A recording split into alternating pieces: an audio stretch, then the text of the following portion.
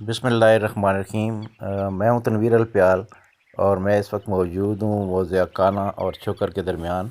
एक कदीमी कब्रिस्तान है, उसके करीब एक तालाब पर।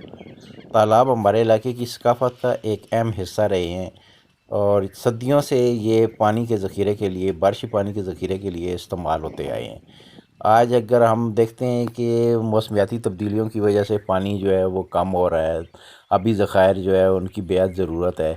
तो ये सदियों पुराना जो है वो एक ऐसा सिलसिला है जो हमारे इलाके में मौजूद है, और लोग जो है वो बारिशी पानी को ज़ख़ीरा करते हैं और बाद में इसे जानवरों को पिलाने और इवन उस दौर में जो है वो कपड़े धोने या अहद कदीम में जो है वो कपड़े धोने और दीगर इंसानी ज़रूरियात के लिए इस्तेमाल किया जाता था।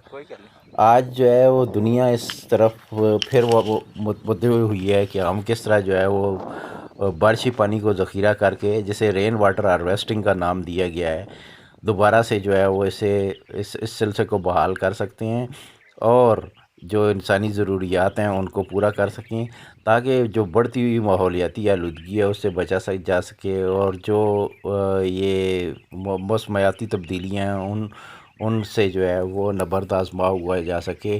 और इसके ऊपर जो है वो अक़वाम मुत्तहिदा और दीगर बैनुल-अक़वामी इदारे करोड़ों डॉलर जो है वो ख़र्च कर रहे हैं। लेकिन आप सिर्फ ये सोचें कि ये इमदाद बाहमी का एक ऐसा सिलसिला था जो सदियों से हमारे इलाकों में जो है वो कायम था, और अब भी हमारे बेशतर देहात में जो है वो ये तालाब नज़र आते हैं। लेकिन अब इनकी अहमियत जो है वो कम हो गई है और लोग जो है वो दीगर ज़राए इस्तेमाल कर रहे हैं। हम इस अहम सिलसिले को दोबारा से शुरू कर सकते हैं और यूँ जो है ये रेन वाटर